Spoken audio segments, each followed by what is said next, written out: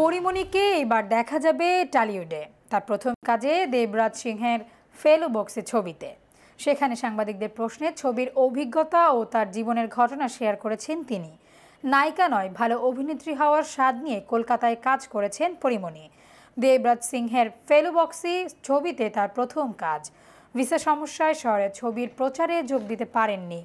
প্রেম করছেন কিনা প্রশ্নের পরি বলেন, তার আর প্রেম আসে না, তিনি ওই জোন থেকে বের হয়ে এসেছেন। পরি বলেন, যার বিয়ে তার হুঁশ নেই, পাড়াপড়শির ঘুম নেই, তার যেন সেই দশা। তার প্রেম নিয়ে তার যত না মাথা ব্যথা, বাকিদের যেন বেশি।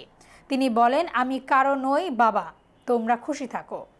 পরিমণি জানান, জীবন অনেক কিছু শিখিয়ে দিল, অনেক রকমভাবে চলতে শেখালো। সম্ভবত আমার এখন সেই অবস্থা যাচ্ছে।